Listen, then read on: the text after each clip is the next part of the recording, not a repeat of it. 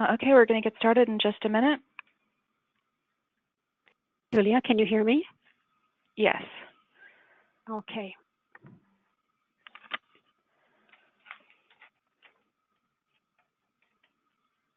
Hi, everybody. This is Barbara Gottlieb, Director for Environment and Health at Physicians for Social Responsibility. Thanks for joining us today for our webinar, Methane Pipelines, Dangers to Health and Climate. I think we're ready to go, so we'll begin our webinar in just a moment. I wanted to mention that I'm accompanied on this webinar by Julia Morgan, PSR's web magician. Thanks to Julia, this event will be recorded, and we'll send a link later this week to everyone who registered. One housekeeping detail, all of our attendees are muted during the presentation. We'll take questions at the end of the presentation. You'll be able to raise your hand using the little hand icon on the control panel in the corner of your screen. Also, if you like, during the course of the webinar, you can submit questions via the question box, and Julie will read them out again at the end of the presentation. So our presentation today comes in response to a request from a number of PSR chapters that are working around the country to address the health challenges of fracked gas. They asked for more information specifically on pipelines. So what we're focusing on today are the threats to health associated with pipelines and related infrastructure. I'll be talking about how pipelines are an essential piece of the natural gas industry, what's in those gas pipelines, and how those substances threaten health, how pipelines carry dangerous substances that can affect people who live hundreds of miles from fracking wells, and ultimately threaten the whole world. So next slide, please.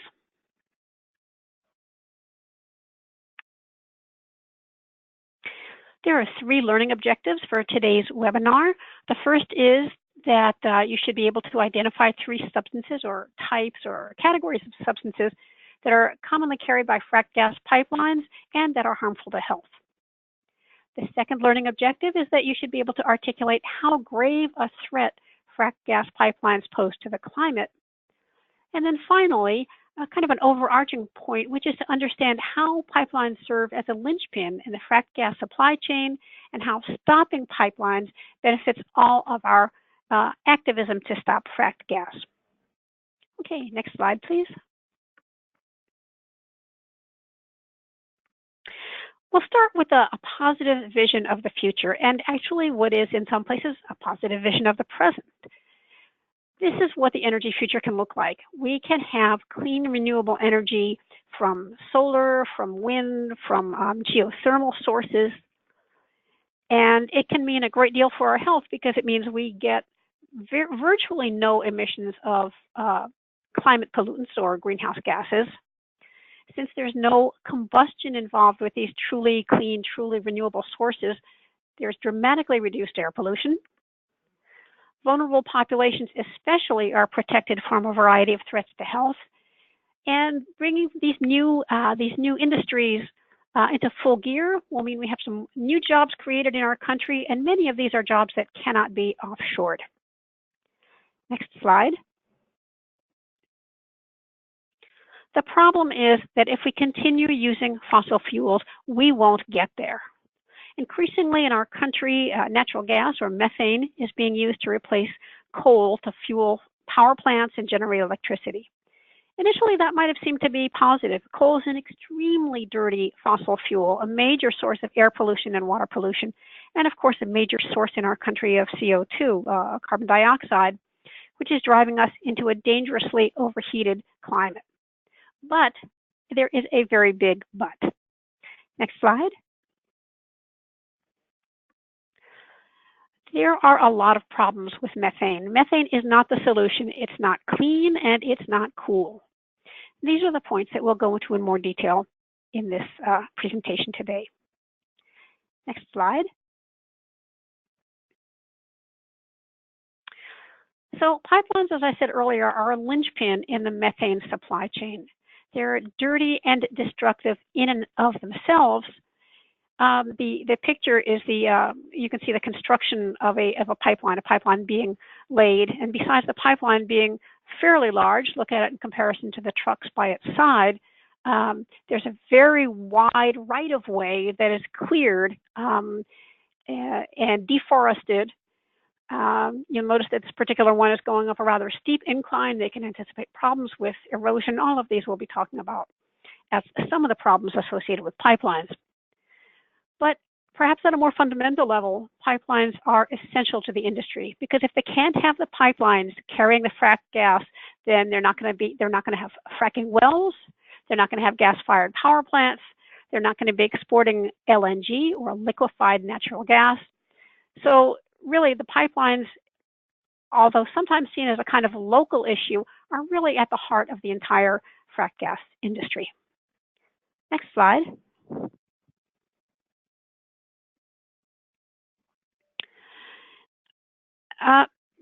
Methane, the gas that is so-called natural gas, is found in shale and other gas-permeable rocks all across the country, but with some major shale plays or shale extraction areas in the Northeast, in Pennsylvania primarily, and going up into New York State, around the Gulf of Mexico, in Texas, and then going up along the edges of the Rockies, all the way up into North Dakota and, of course, into Canada.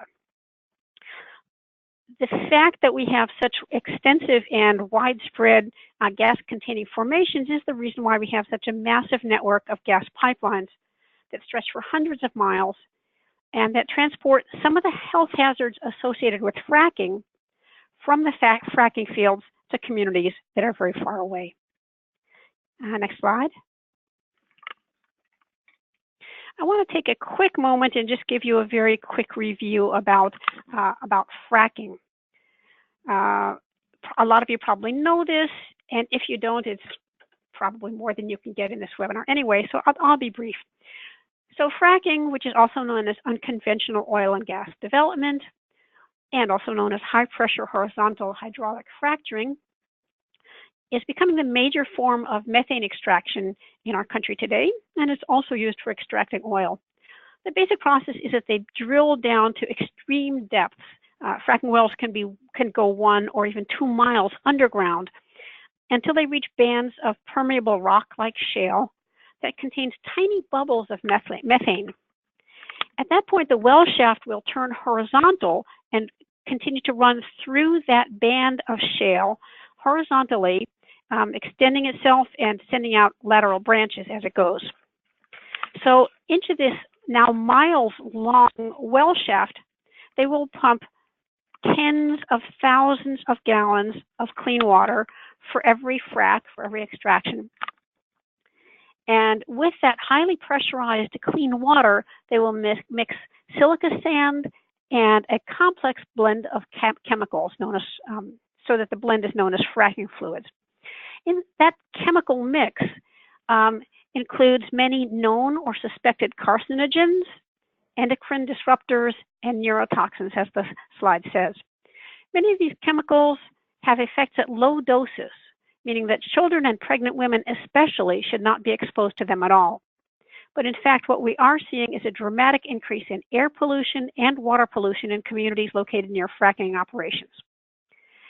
We don't know as much as we should about these fracking chemicals because the precise mixes that are used on any one site are considered proprietary information or confidential business information. But we do know that we know a little bit about them, and we know too that they are mixed with and therefore are contaminating on any given site millions of gallons of clean water that get trucked to the site and then injected into the wells. Next slide.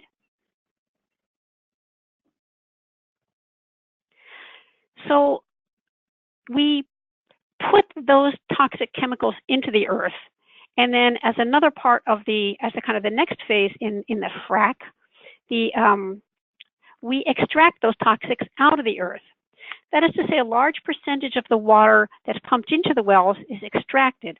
And when it comes back to the surface, it contains the fracking chemicals that we added to it, of course, plus other naturally occurring contaminants that are found underground. This includes salts, because we may be drilling down to areas that were once ocean long ago. So the water that comes up is saline, not usable for many purposes. We may also be bringing up radioactive materials, which I'll talk about more a little bit later, heavy metals, and volatile organic compounds. So this wastewater is really contaminated, and it cannot easily be decontaminated. So it means that we are left with vast quantities of this contaminated water that is supposedly disposed in one means or another.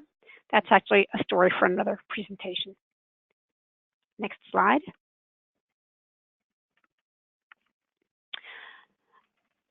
Not all of the health threats associated with extraction are carried in pipelines, but many of them are. And specifically, these are the ones that readily go airborne. These are the ones that will continue to accompany the methane gas when it's transported via pipelines. And tops among these, in terms of how common they are, in terms of how damaging they are as well, are volatile organic compounds, or VOCs. Among the most common of these, commonly associated with all kinds of petroleum products from gas to gasoline, are benzene, toluene, and xylene. So as you can see on the slide, benzene is a known carcinogen. Prolonged exposure may result in leukemia, reproductive and developmental disorders, and other cancers besides leukemia. Toluene, which affects the nervous system and can cause birth defects, and xylenes, where long-term exposure at high levels may affect the nervous system. So the risks here from volatile organic compounds alone, and again, these aren't the only problematic substances that accompany methane, include cancer, harm to your nervous system, and birth defects. Volatile organic compounds also can combine with other substances in the presence of sunlight and heat to form ground-level ozone or smog. And as you probably know, ozone is one of the most widespread contaminants, air pollutants in the United States. It can cause irreversible lung damage and can increase the risk of premature death. So from VOCs alone, we already have a basket full of potential harms. Next slide. The second category of dangerous pollutants that ride along with the methane in pipelines is particulate matter. You're probably familiar with particulate matter. It's fine particles that are defined not by their chemical composition, but by their very, very small size. Because they're so small, they enter your lungs when you breathe in, and the very smallest particles can actually enter the bloodstream and course throughout your body. And so that's why you get the multiple serious health effects that are shown on the chart, especially respiratory and cardiovascular effects. So you can see decreased lung function, non-fatal heart attacks, and then long-term repeated exposure associated with cardiovascular disease and death.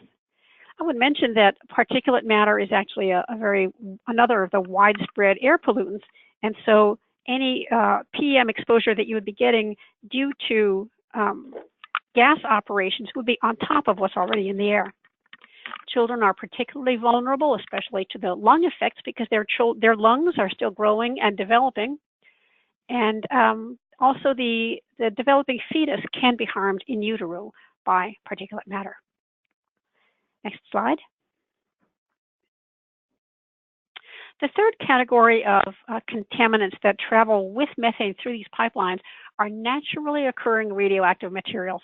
These are substances that are naturally found deep underground, and when we mine, we often bring them up. So you're probably familiar with some of them, like uranium and radium, but there are a number of them.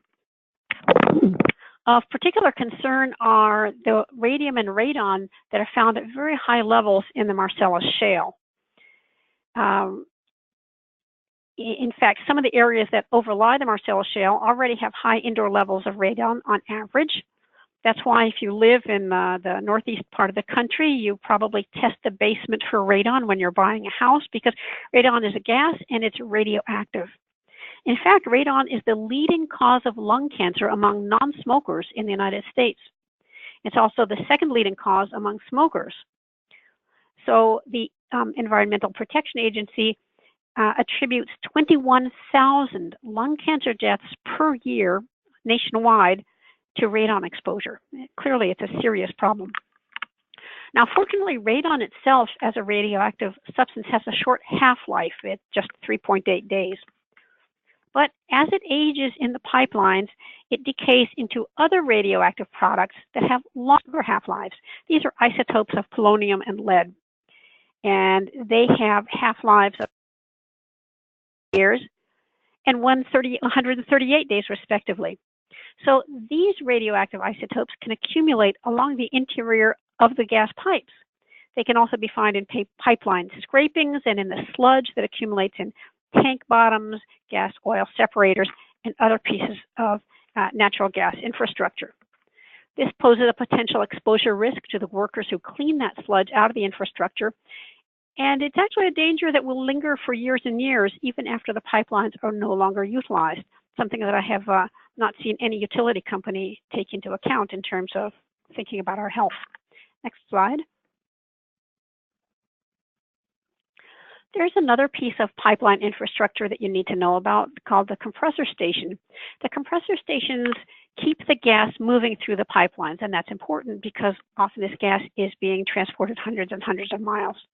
As you can see from the picture, some of these compressor stations are immense, and we know that they leak methane and, of course, the other accompanying pollutants through their compressor seals, through their valves, through connections.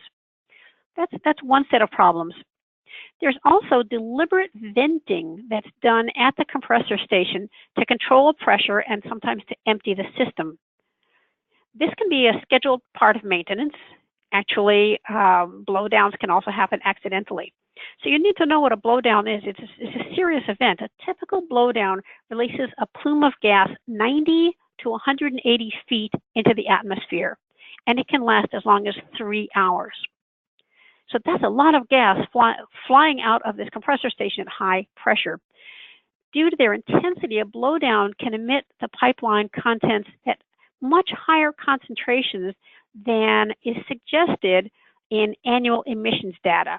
That is to say, when a utility company is requesting a permit to build a compressor station, they will estimate what the emissions from that station would be, and they will give estimates of average exposures. These normally don't take blowdowns into account, and yet it's precisely the blowdown which has the potential for exposing local residents to much greater concentrations of the toxic substances I was just talking about. And you don't see these reflected in the estimates of average exposures, which are used in permitting decisions. As I say on the slide, the compressor station operates 24/7. It's large, it's noisy, and of course, it is emitting the same substances that travel through the pipelines. Next slide, please. The people in this picture are the people of Union Hill, a community descended from freedmen in central Virginia. They're protesting against the plan to build a massive compressor station in their community. They have plenty to worry about. I wanted to share with you the findings of a study that was released just last October by researchers connected with the University of Albany's Institute for Health and the Environment. They prepared a highly detailed 300-page technical report on the emissions from 18 natural gas compressors in the state of New York. And they found that these 18 compressor stations over a 7-year period released 40 million pounds of 70 different contaminants. That made natural gas compressor stations the 7th largest point source of air pollution in the state of New York. The largest amounts of emissions by volume were nitrogen oxides, carbon monoxide, the VOCs that we've seen, formaldehyde, and particulate matter. The authors noted in their study, quote, the potential health impacts of the large volumes of pollutants generated by natural gas compressor stations have not been addressed, let alone answered, by those arguing for the construction and expansion. So that Dominion Power, in the case of this slide, should plan to build a massive compressor station in a rural minority community is a clear case of environmental injustice. Next slide.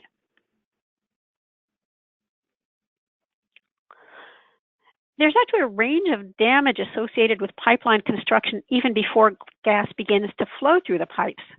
Here you see another picture of pipeline construction, or a pipe being laid in a trench. As you can see, the process begins with deforestation, again, over this really, really broad right-of-way.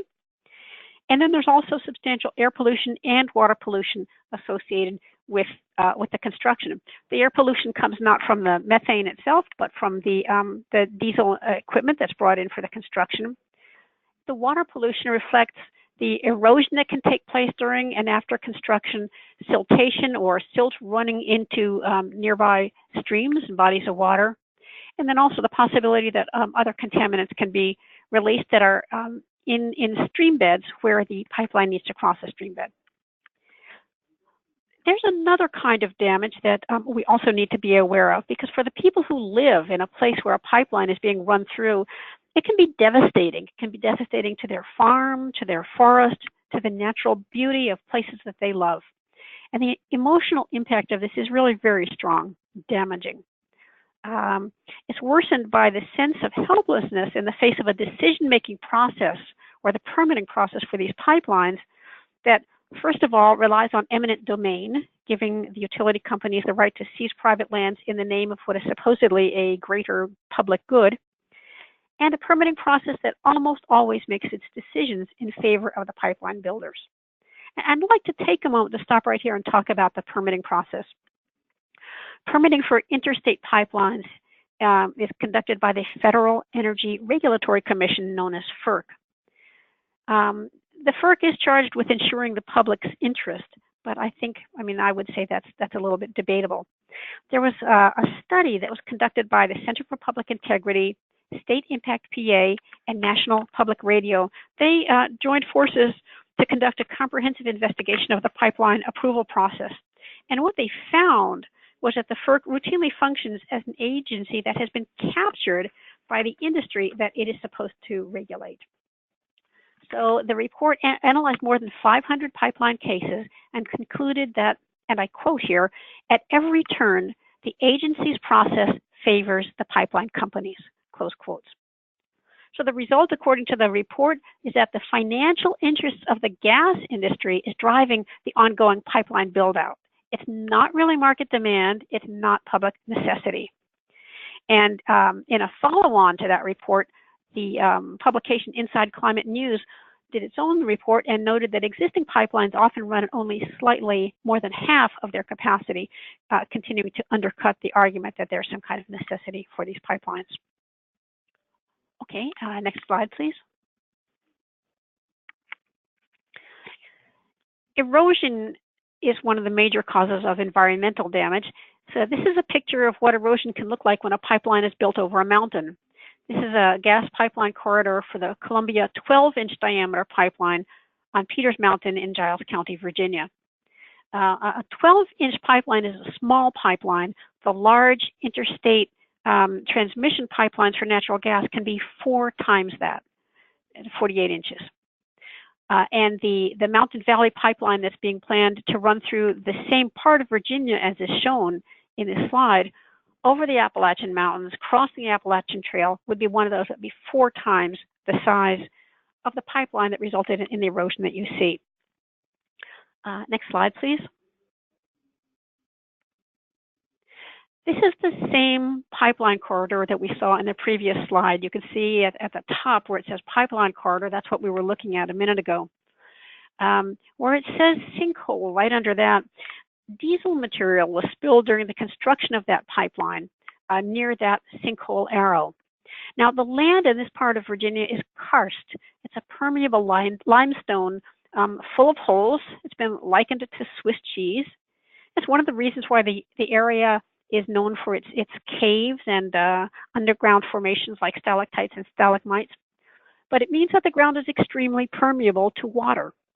So the diesel fuel that was spilled moved through the land and actually contaminated the water supply in Peterstown, which is visible there in the bottom half of the slide. Understandably, the communities where the Mountain Valley pipeline is proposed are fearful of similar damage being done to their streams and their water supplies. Next slide.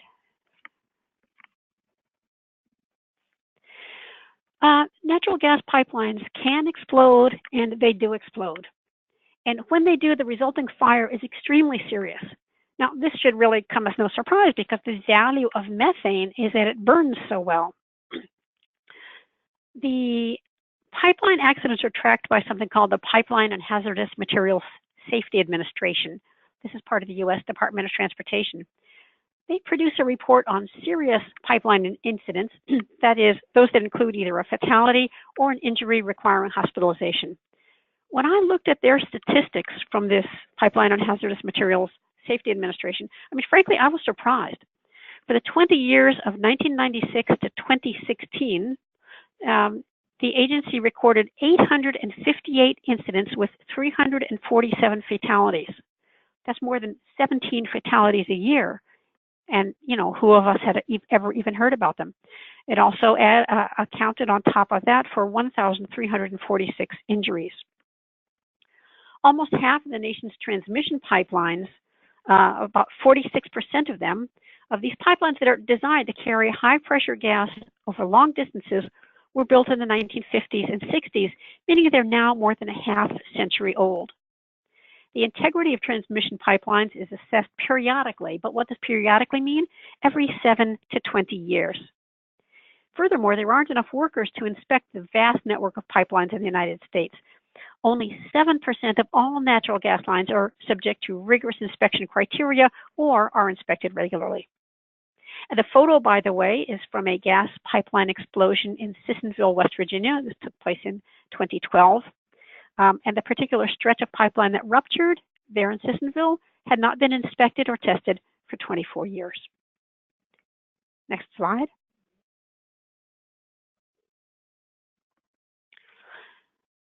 Pipelines, as well as compressor stations, leak.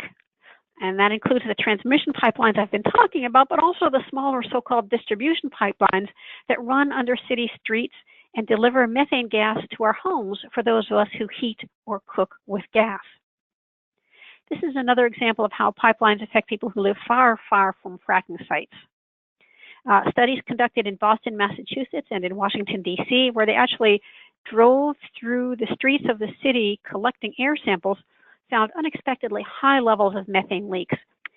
And they concluded that urban studies where gas is consumed, as it says on the slide, may represent areas of significant resource loss, meaning, of course, methane gas and the pollutants that accompany it.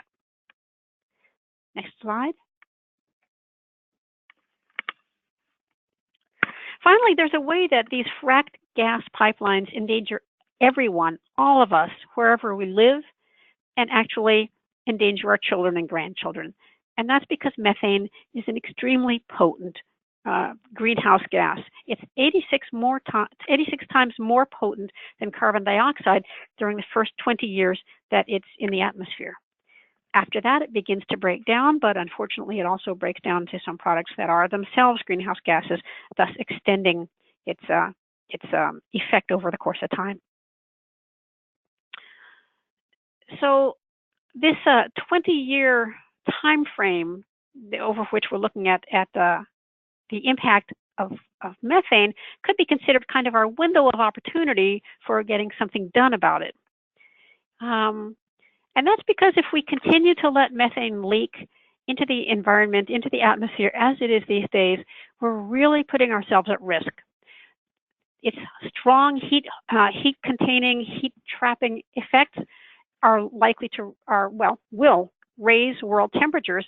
And what we know is that if world temperatures increase more than a certain amount, it's estimated as 1.5 to 2 degrees, we're likely to see effects such as the melting of Arctic permafrost, which would release vast quantities of stored methane and CO2, in other words, further accelerating climate change.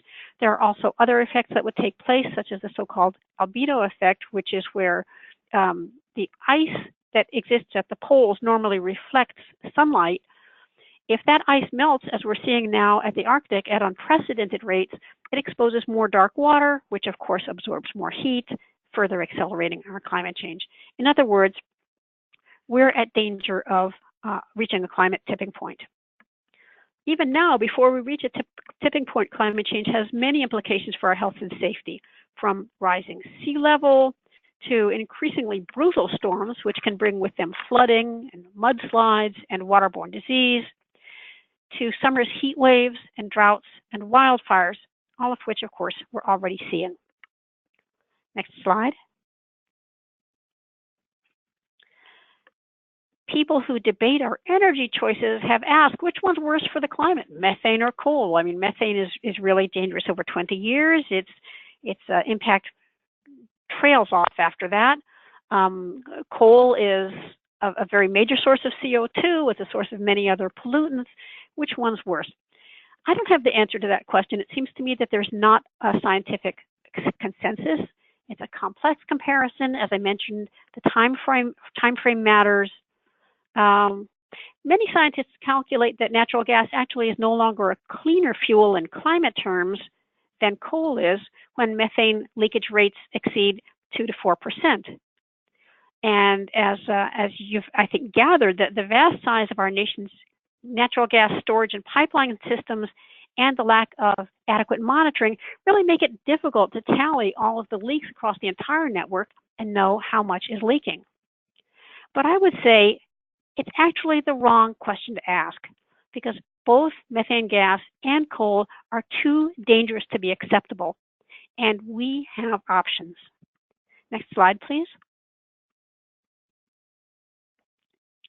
The options that we have are in clean energy, and the problem with methane is that it blocks our clean energy future.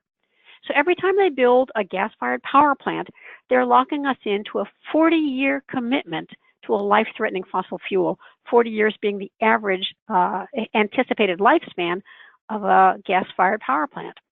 What this does is to delay the entirely necessary transformation of our energy system so that we can rely on truly clean, renewable sources like wind, solar, and geothermal energy. Next slide. Energy sources must not endanger health. I mean, it seems kind of like a no-brainer, except that we've lived for so long with dirty energy sources. But methane extraction, production, transmission, and use expose us to toxic air, water, and soil contamination. Pipelines and compressor stations transmit serious health risks to new communities.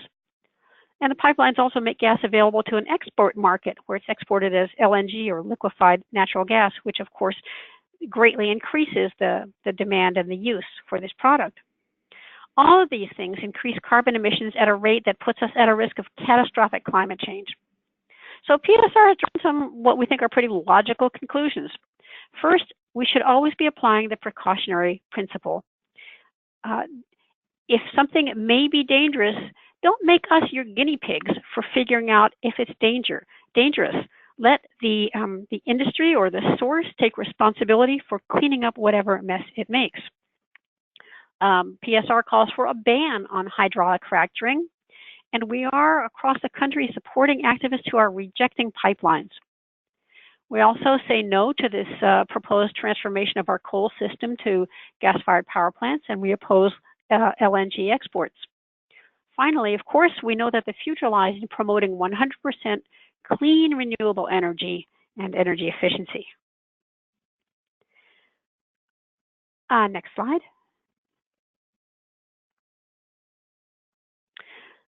Most of you on this webinar are probably already actively involved in opposing fracking or pipelines or Fracked-gas power plants or LNG or other uses of methane. I hope that this presentation has helped you see how any one piece of the methane supply chain links to another, and especially how essential pipelines are to the whole dangerous system. With that in mind, I'd like to ask you, even those of you who are already activists, to take one additional step. Help us to stop all methane projects, fracking, pipelines, power plants, export facilities, everything. As I mentioned at the outset, a lot of PSR chapters are already working on these issues, and I am sending them from time to time extra information on Fracked-gas. If you'd be interested in receiving more information, go to the website, the URL that's on the slide. That's psr.org/ Methane Sign Up and sign up there. I'll send you more information. I'll also ask you to send more methane-related action alerts, including some that may be located far from where you live. But, you know, the point is we all have a stake in stopping pipelines. It's not really a local issue, although some of the decisions are made locally. Rather, in regard to methane, I would argue we all have standing. So if you'd be willing to sign up to send a few extra action alerts to stop fracked gas, that would be great. Do it by signing up at psr.org/methane sign up. These alerts will be sporadic. They will not be too frequent, and we will not trade or share your name with other organizations. Next slide.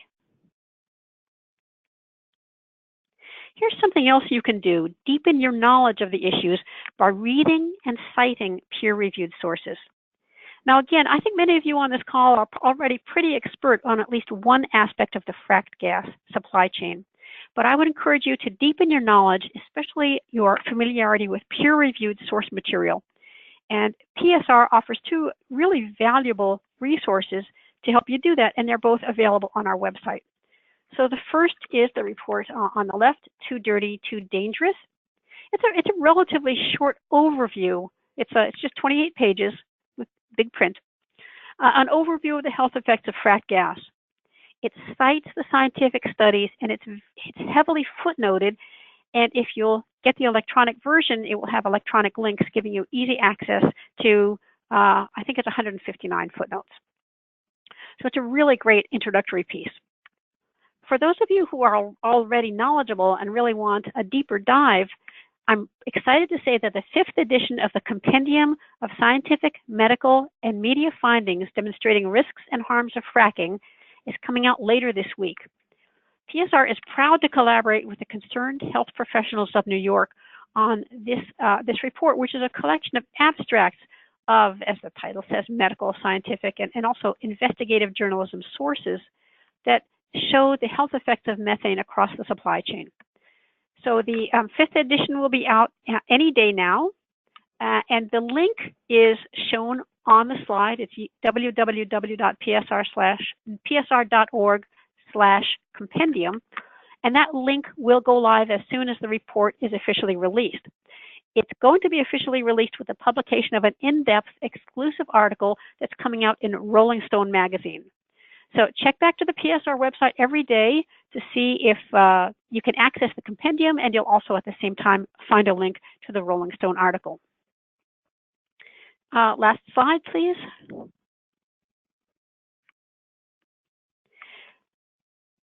What we all need to do, of course, is to support clean energy, because that's where our future, our healthy future lies. All of this that I've been talking about is, of course, about more than pipelines. All of us on this webinar have come together out of a common concern and with a common determination. It's to protect this good earth we live on. We have to protect the ground we stand on in the most literal of senses, and protect the air we breathe and the water we drink. We all want and need to live with health and strength and beauty in our lives. That's why we're here today. So as we do that, let's also focus on and help to build the positive. You know, we're really lucky to be fighting fracked gas at a time when real alternatives are at hand.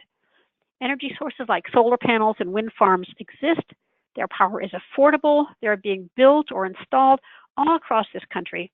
And they truly are safe for the climate and clean for the water and air. This gives me, and I hope it gives you, the confidence that despite the hard struggles we face, we really are transforming our energy system, and ultimately we really will win a safer, healthier, fairer world. That's it for our presentation. I'll ask Julia, I'll ask all of you now if you have questions to either raise your hand using the little icon on your the thing in the right-hand corner of your screen, or you can write questions in on the question line, and I'll ask Julia to either to unmute people as they raise their hands, or to read out some of the questions. Julia, can you give us a hand here?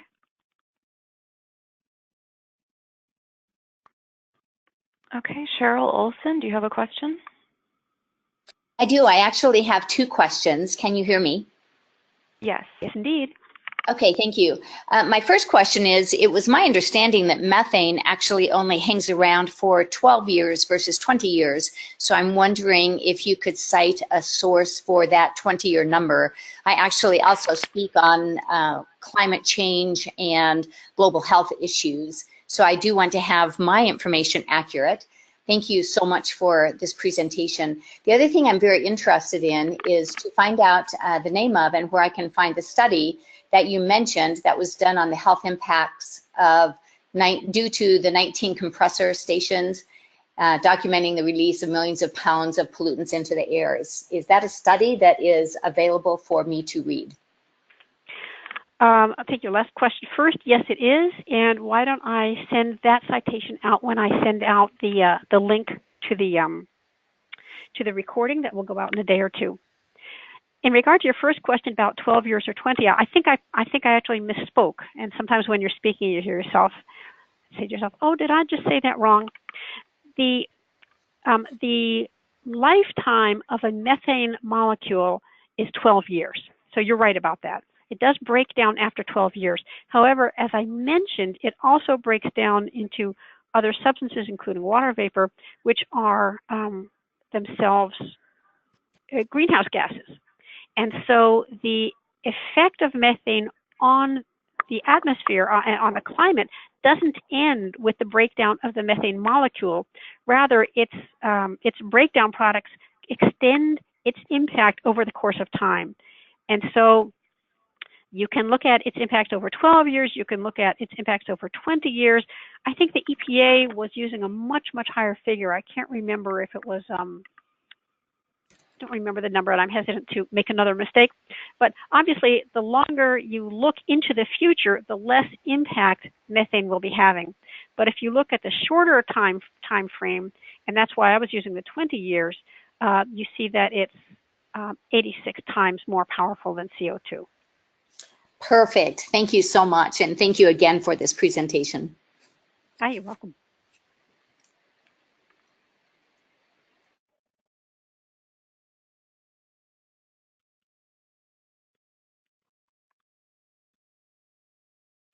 Julia, do we have any more questions?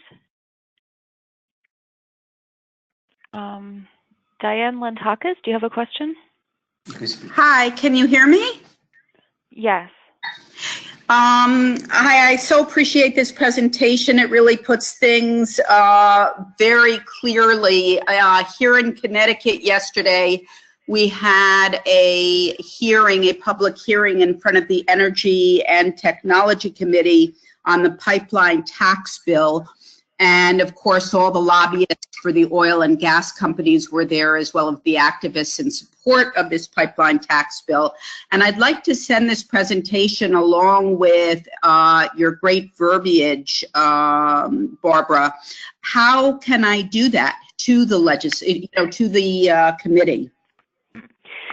Well, I'd be really thrilled if we could indeed have some impact in such a concrete and necessary way. We will be sending out the link to the recorded version.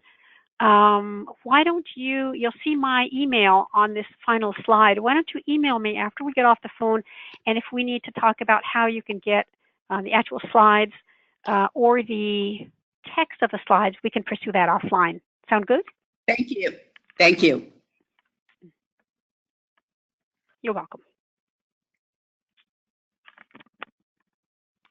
Ellen Weininger, do you have a question? Hi, thanks so much for this important presentation. Actually, I just wanted to make a comment. Earlier discussion about methane as a greenhouse gas and the comment about its greenhouse gas footprint as compared to coal. I just wanted to note here that the work of Dr. Robert Haworth, Professor Haworth is at Cornell University, and his research has demonstrated that methane gas, the footprint of natural gas, the life cycle of natural gas is greater than oil and gas, and his work referring to the bridge to nowhere. And he talks about the percentage of leaks across the process is anywhere between 3% and 9% of methane leaks, and also referring back again to the Intergovernmental Panel on Climate Change's figures that you referenced, that methane itself is 86 times more potent as a greenhouse gas than carbon dioxide over a 20-year period, and I believe it's 35 times over a 100-year period. So clearly taken together, these are factors that show that natural gas has a greater global warming and climate changing potential than other fossil fuels, and certainly reason to not be misled by the bridge concept, that it's a bridge fuel. Thank you for that comment. And I'd like to let people know that Ellen Weininger is herself an expert on pipelines and methane. I'm very familiar with Dr. Howarth's work, and in fact, if you'll in the report Too Dirty, Too Dangerous, the first of those two reports that I showed on the slide, you'll see that I do in fact reference his work. I felt it only fair to point out in my presentation that there are other scientists who don't agree with him, that there's still controversy around this. But I think an important point for all of us is that as study of this topic continues, estimates of leakage and the estimates of danger from the danger to the climate from methane are only going up. So although Dr. Howarth was perhaps something of an outlier when he published Bridge to Nowhere, I think that the rest of the scientific world is beginning to come around to share his concern that the leaks are far higher than we realized, and that it really is reaching the point where there's not a reason, there's not a good rationale for replacing coal with natural gas. Thank you.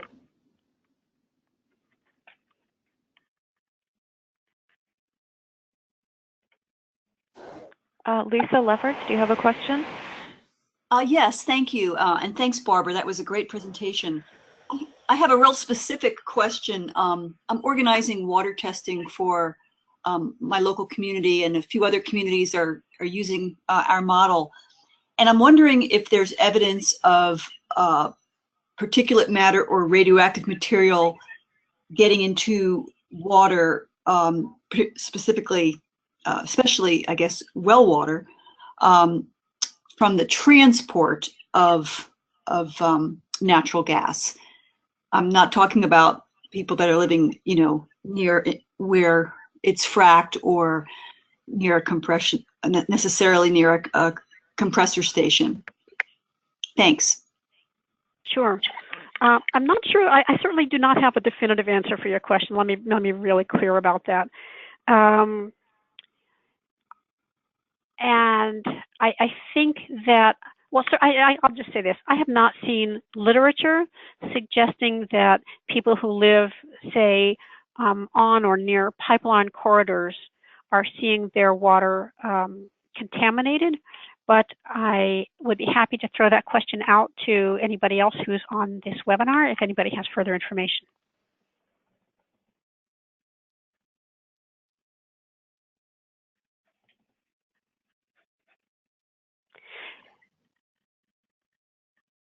Any more questions, Julia? Bill Kitchen, do you have a question? Actually, I just have a comment. Of course, none of this is really going to change until we start to apply some political pressure to the people that are making these decisions. And in New York, well, one date I want to throw out for people to try to remember is the Monday after Earth Day, which is April 23rd. There's going to be a march and rally in Albany, New York, and you can Google it with Cuomo Walk the Talk on Climate. But we know that New York has banned fracking. Governor Cuomo announced some movement towards divestment from fossil fuels. Yet New York is building some gigantic frack gas power plants. Pipelines are being built, and there's an economic or environmental justice community, low-income minority community right near the Capitol in New York, where they want to put in a frack gas power plant to heat the Capitol building and the Empire State Plaza. So on Monday, April 23rd, around noon, the march is going to start in this community, Sheridan Hollow. It's going to end at the Capitol. People are going to go inside the Capitol. And so the more people we can get out there, the better it will be for New York. And it'll also send a message around the country that for politicians that are thinking about running for the Democratic nomination in 2020, like Andrew Cuomo is thought to be considering, that the climate movement is just not ready for any more candidates that go halfway on these issues, that the time is too late. We need to be serious. We can't be building these kind of frack gas power plants that are going in now down by Middletown, Cricket Valley, and right in this Sheridan Hollow community near the Capitol. Thank you. Bill, thank you for that. I'm really glad that you spoke up. This is exactly one of the benefits of having this kind of a webinar and having people on live. Just one question for you, Bill. So I understand that there'll be this march and rally in Albany on April 23rd. Is there any way that those of us who can't make it physically to Albany can help put pressure on the governor? I mean, again, this is the kind of thing that I'm hoping to be able to promote and really galvanize, is to get people from all different parts of the country to speak out on these issues, even when they appear to manifest at a local level. As I was saying earlier, they're going to affect all of us in terms of the climate. So, Bill, if you have any suggestions right now for how people can, in an organized way, put pressure on Cuomo, speak up, or if you want to email me, again, my email is on the slide, and we can, for everybody who'd like to sign up to be a methane activist with us, make this one of the actions that we help to promote. Sure. I'm sure there are plenty of ways for people to apply pressure on Cuomo if they're not going to be able to be at the rally. One thing people might be able to do is just go to saneenergyproject.org. They're kind of taking the lead on this rally in March. Again, it's called Cuomo Walk the Talk on Climate. And I think there will be ways there to probably sign up for support. But I will try to be in contact with you and send you more information. That's great. Thank you very much. We have just a few more minutes until our closing time at 2 o'clock. Julia, do we have any more questions?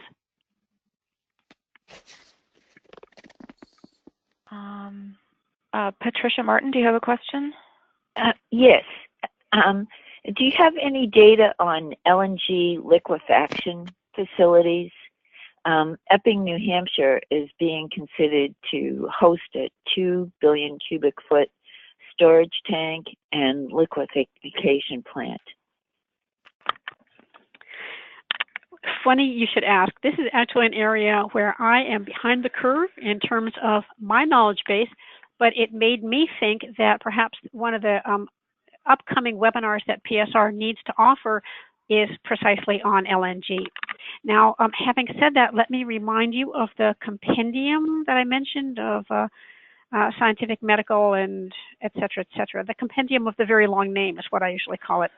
Yes. It'll be out in a day or two on our website, and it's really vast. It provides abstracts of and links to something like 1,300 different articles.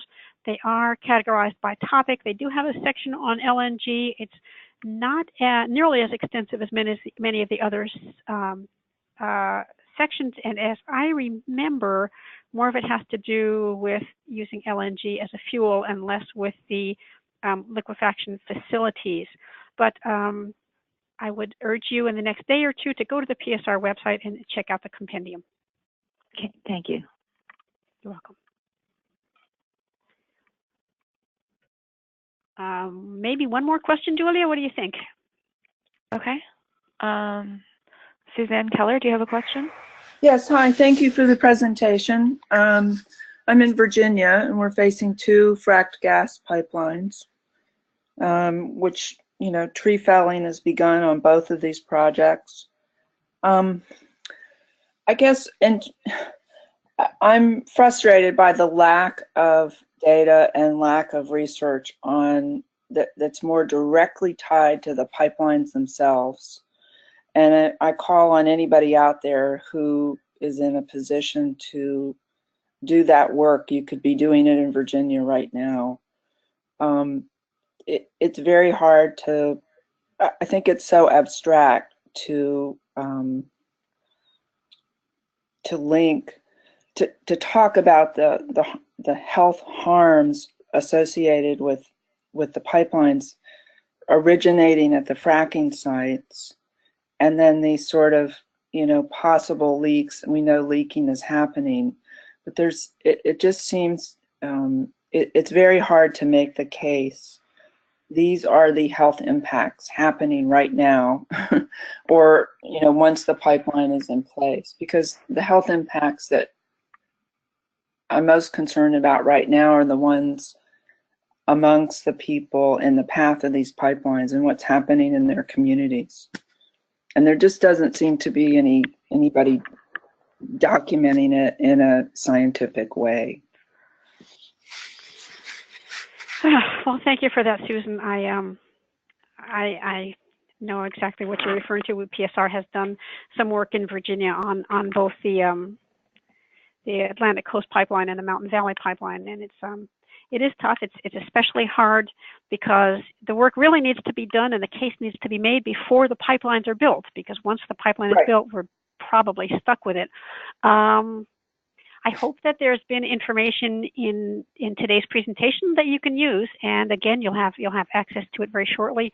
And once again, I can only refer you to the 2 reports that PSR either published or co-published, Too Dirty, Too Dangerous, and the compendium, because while there isn't necessarily the kind of data that you want, and we can't say, here are the health impacts, and we can prove that in this case either it was caused by a pipeline or that this pipeline is going to cause this health output, that's this health effect, excuse me. That's not the way scientists or even doctors are likely to speak. But I think there's an awful lot of information, and the scientific information, the peer-reviewed scientific information published in serious journals is really beginning to mount up. So I suggest once again that you look at both of those resources because you may find that there's more scientific evidence available than has been readily available to you in the past.